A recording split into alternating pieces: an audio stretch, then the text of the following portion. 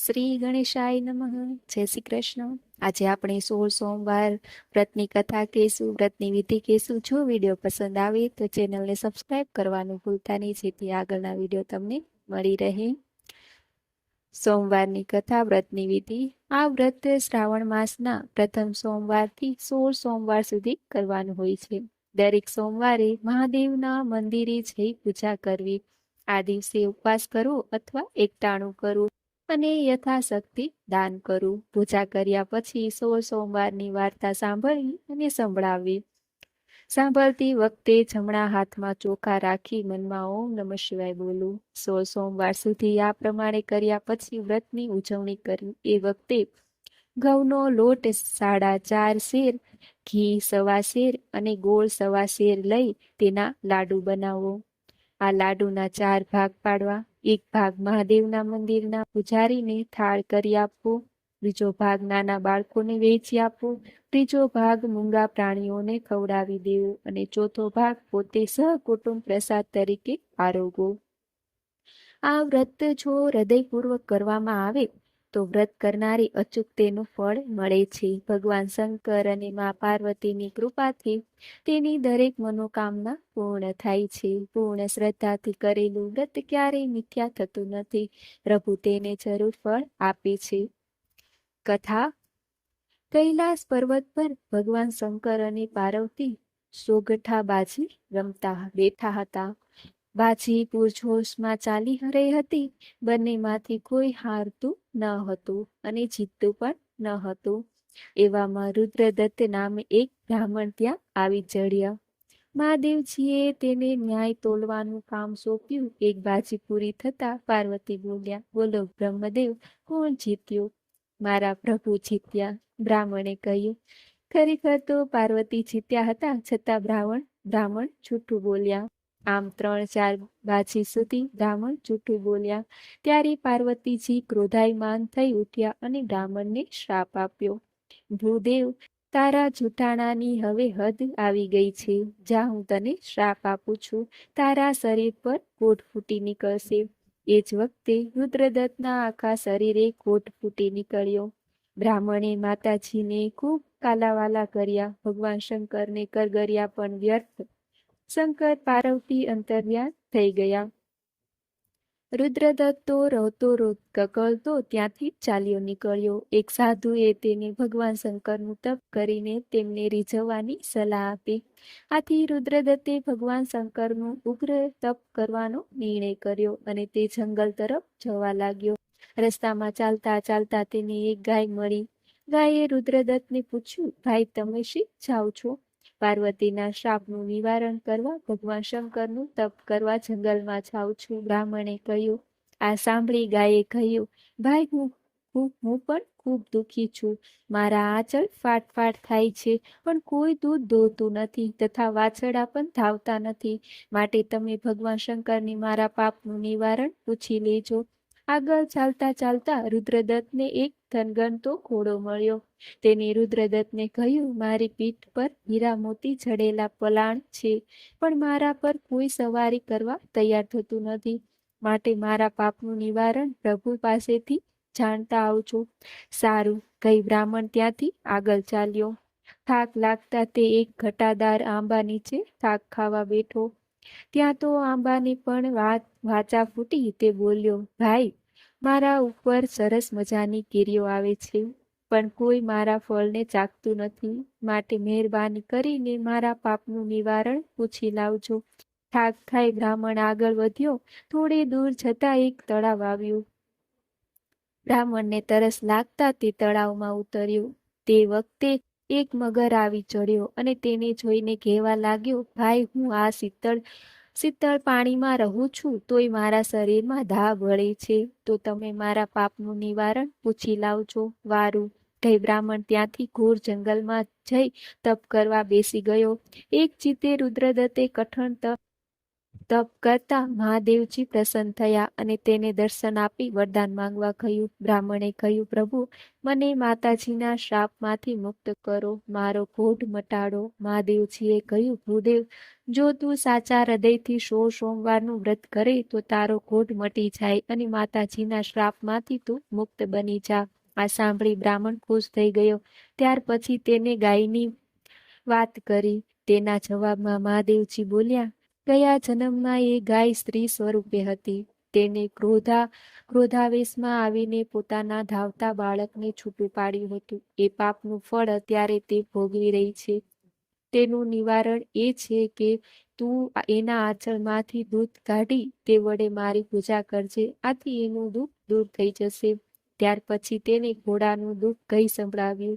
તેના નિવારણ અર્થે મહાદેવજી બોલ્યા, ગયા જન્મમાં તે ઘોડો વાણિયો હતો. તે તોલમાપના ખોટા કાટલા રાખી લોકોને છેતરતો હતો અને લોકોને ઉછીના પૈસા આપી વ્યાજ સાથે બમણા વસૂલ કરતો હતો. માટે તું જાતે જઈને તેના પર સવારી કરજે. આથી તેનું દુઃખ દૂર થઈ જશે. રુદ્રદત્તે આંબાના પાપનું નિવારણ પૂછતા મહાદેવજીએ કહ્યું, ગયા જન્મમાં એ લોભ્યો હતો. પુષ્કળ પૈસા હોવા છતાં કશું પુણ્ય દાન કરતો ન હતો. તેના નિવારણ રૂપે આંબા નીચે જે ધન ભરેલા ચરુઓ દાટેલા છે તે તું ખોદીને કાઢી લેજે. એ સંગળું ધન સત્કાર્યમાં વાપરજે. આથી એનું સંગળું કષ્ટ દૂર થશે. છેવટે રુદ્રદત્તે મગરના પાપનું નિવારણ પૂછતા મહાદેવજીએ હસીને કહ્યું, પૂર્વજન્મમાં એ મોટો વિદ્વાન બ્રાહ્મણ હતો. કાશીમાં જઈને ખૂબ વિદ્યા ભણીને તે મોટો પંડિત બની ગયો હતો. પરંતુ તે કોઈને વિદ્યા શીખવાડતો ન હતો. વિદ્યા જેવું એકેય દાન નથી, છતાં એ કૃપણ બ્રાહ્મણે કોઈને વિદ્યા શીખવી નથી. આથી તે આ હવે મગરના અવતારે કષ્ટ સહન કરી રહ્યો છે. એના નિવારણ રૂપે તું ફક્ત મારા શિવલિંગ પર ચઢાવેલું બિલીપત્ર લઈને એની આંખે અડાડજે, જેથી તેની બળતરા તુરંત દૂર થઈ જશે. દરેક જણાના પાપનું નિવારણ જાણી રુદ્રદત્તે મહાદેવજીને પ્રણામ કરી પાછો ફર્યો. સૌ પ્રથમ તેણે મહાદેવજીને ચઢાવેલા બિલીપત્ર મગરની બંને આંખે લગાડ્યું. આથી મગરના શરીરમાંથી બળતરા ગાયબ થઈ ગઈ અને તેની જગ્યાએ ઠંડક થઈ ગઈ. તેને ધનના ચરુ ખોદીને કાઢ્યા અને તે ધન સત્માર્ગ વાપરવાનો સંકલ્પ કરી આંબાના ઝાડ પરથી કેરી તોડીને ખાધી તો તેને અમૃત જેવી મીઠી લાગી. આગળ જતા ઘોડો મળ્યો. તેના પર તેને સવારી કરી, તારા પાપનું નિવારણ થઈ ગયું છે. હવે તારી દરેક મનોકામના પૂર્ણ થશે. બ્રાહ્મણે કહ્યું. પછી રુદ્રદત્ત ગાય પાસે પહોંચ્યો. તેના નિવારણ અર્થે તે આંચળમાંથી દૂધ કાઢી મહાદેવજીને સ્મરણ કરી એક શિલા પર અભિષેક કર્યો. તે તરત જ ગાયનું દુઃખ દૂર થઈ ગયું. નાચતા કૂદતા વાછરડા આવીને તેને ધાવવા લાગ્યા. શ્રાવણ માસ આવ્યો એટલે રુદ્રદત્તે 16 સોમવારનું વ્રત આદર્યું. 4 મહિને વ્રત પૂરું થતા બ્રાહ્મણે ઉજવણું કર્યું. બ્રાહ્મણની અડંગ શ્રદ્ધા અને ભક્તિથી ખુશ થઈ મહાદેવજીએ તેનું શરીર પહેલા હતું એનાથી અધિક કંચન વર્ણ બનાવી દીધું. પાર્વતીના શાપમાંથી મુક્તિ મેળવીને રુદ્રદત્ત પોતાના ગામના પાદરે આવ્યો. ત્યાં તેને એક વિશાળ મંડપ બાંધેલો જોયો. તેમાં દેશાવરના રાજકુંવરો અલંકારો વસ્ત્રો સજીને બેઠા હતા. રુદ્રદત્તે ત્યાં ઉભેલા એક માણસનું પૂછતા જાણવા મળ્યું કે આજે રાજાની કુંવરીનો સ્વયંવર છે. રુદ્રદત્ત આ બધો ઠાઠ જોતો એક બાજુ ચૂપચાપ ઊભો હતો. ત્યાં એક ચમત્કાર સર્જાયો. એક શણગારેલી હાથણી સૂંઢમાં સોનાનો કળશ લઈને ડોલતી આવી પહોંચી અને મંડપ બહાર ઉભેલા રુદ્રદત્ત પાસે આવી તેના પર કળશ ઢોળી દીધો. આ જોઈ ત્યાં ઉપસ્થિત સૌ કોઈને આશ્ચર્ય થયું. પરંતુ શરત અનુસાર રાજાએ પોતાની દીકરી રુદ્રદત્ત સાથે પરણાવી અને યોગ્ય પહેરામણી આપી તેની સાથે કુંવરીને વળાવી. ઈશ્વર પાર્વતીની કૃપાથી આ ફળ હતું. રુદ્રદત્તે 16 સોમવાર પૂરી આસ્થાથી કર્યા હતા. આથી તેને રાજકુંવરી મળી હતી. થોડા સમય પછી રાજાનું મરણ થતાં તે રાજા બન્યો અને કુંવરી રાણીનું પદ શોભાવતી હતી. રાજાએ ફરી 16 સોમવારનું વ્રત કર્યું. 16 સોમવાર પૂરા થયે રાજા રુદ્રદત્તે રાણીને વ્રત ઉજવવાનું કહ્યું. વ્રત સી રીતે ઉજવવું તેની માહિતી રાણીને આપી. મારે ભગવાન શંકરનું વ્રત છે, માટે 4.5 શેર ઘઉંનો લોટ, 1.25 શેર ઘી અને 1.25 શેર ગોળ લઈને લાડુ કરજે. લાડુના 4 ભાગ કરવા, 1 ભાગ મંદિરના પૂજારીને, 1 રમતા બાળકને, 1 ભાગ ગાયના ગોવાળને અને 1 ભાગ મારા માટે રાખજે. રાણીએ તો લાડુ ઉપરાંત જાત જાતના અને ભાત ભાતના શાક અને પકવાન બનાવ્યા ને પીરસ્યા. આથી રાજા ગુસ્સે થયો, કારણ વ્રતની ઉજવણીમાં પ્રસાદ તરીકે લાડુ સિવાય બીજું કંઈ ખવાય નહીં.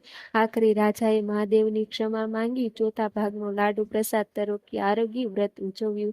પરંતુ મહાદેવજી કોપાયમાન થઈ ગયા અને રાજાને સ્વપ્નમાં આવી કહ્યું, હે રાજન, તારી રાણીએ તારા વ્રતને ભાંગવાની કોશિશ કરી છે, માટે તેને દેશવટાની શિક્ષા કર, જેથી તેનું અભિમાન ઉતરે.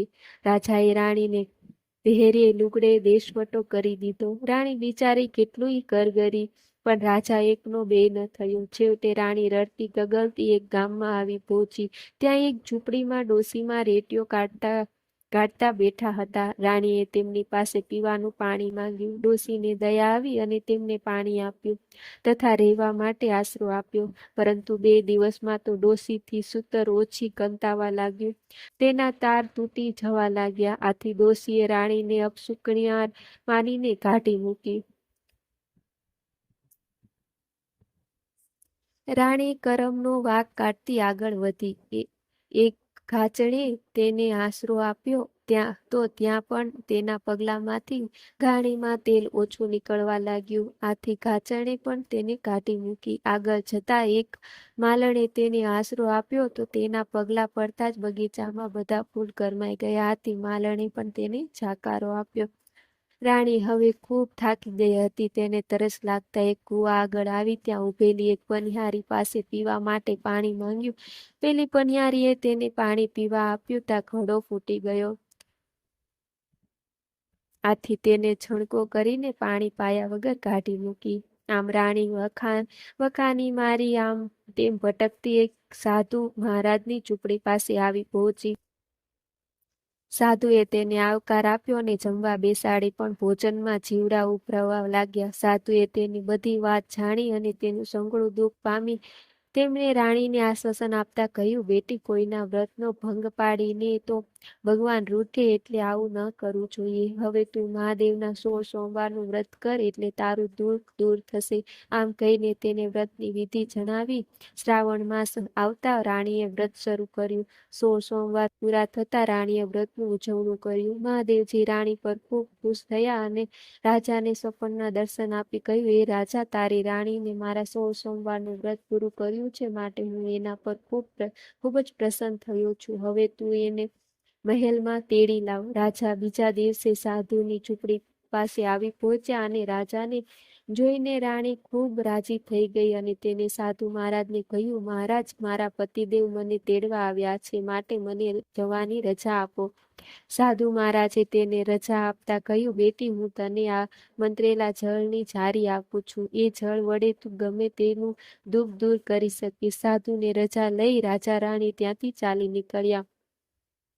રસ્તામાં પનિહારી મળી. રાણીએ ફૂટેલા ઘડા પર મંત્રેલું જળ છાંટ્યું તો તે આખો ઘડો બની ગયો અને રાણીએ મહાદેવના પ્રતાપથી વાત કરી એટલે પનિહારી પણ 16 સોમવારનું વ્રત કરવા તૈયાર થઈ. આગળ જતા ઘાચરનું ઘર આવ્યું. તેને ઘાણીમાંથી તેલ નીકળતું ન હતું. રાણીએ મંત્રેલા જળને ઘાણી પર છાંટ્યું એટલે ઘાણી ધમધમાટ ચાલવા માંડી. રાણીએ મહાદેવની વ્રતની વાત કરી અને આથી ઘાચર પણ વ્રત કરવા તૈયાર થઈ. એ જ રીતે માલણના બગીચામાં આવી રાણીએ જળ છાંટ્યું ત્યાં કરમાયેલા ફૂલો પાછા ખીલી ઉઠ્યા અને તેને વ્રતની વિધિ કહી રાણી રાજા આગળ વધ્યા. રેટીઓ કાતથી ડોશીની ઝૂંપડીએ રાજા રાણી આવી પહોંચ્યા. ડોશી રેટીઓ કાતે પણ વારે ઘડીએ તાર તૂટી જાય. આથી રાણીએ મંત્રેલા જળને રેટિયા પર છંટકાવ્યો. ડોશીનો રેટીઓ સડસડાટ ચાલવા લાગ્યા. અંદરથી લાંબા લાંબા તાર નીકળવા લાગ્યા. આથી ડોશીએ ખૂબ ખુશ થઈને રાણીને આશીર્વાદ આપ્યા. આમ રાજા રાણી સર્વ દુઃખ હારતા પોતાના મહેલમાં આવી પહોંચ્યા. રાણીએ આખા ગામની જમાડવાની ઈચ્છા થઈ. રાજાએ ખુશ થઈને તેની વાત વધાવી લીધી. ગામમાં ઢંઢેરો પીટાવી સાંજે પોતાને ત્યાં જમવા માટે નગરજનોને નોતરા આપી દીધા. મહેલની સામે વિશાળ મંડપ ઊભો કરવામાં આવ્યો. ત્યાં સૌ કોઈ જમવા બેસી ગયા. જાત જાતના અને ભાત ભાતના પકવાન પીરસતા હતા અને સૌ કોઈ પ્રેમથી જમતા હતા. સૌ જમી રહ્યા પછી રાજા રાણી જમવા કહ્યું તો તે બોલી, મારે મહાદેવજીની વાર્તા કોઈ ભૂખ્યા માણસને સંભળાવીને પછી જમવાનું છે, માટે હજુ કોઈ ગામમાં ભૂખ્યું રહી ગયું હોય તો તેને બોલાવો. તપાસ કરાવતા એક સુથારના ઘરમાં સાસુ વહુ વચ્ચે ઝઘડો થવાથી સાસુ ભૂખી રહી ગઈ હતી.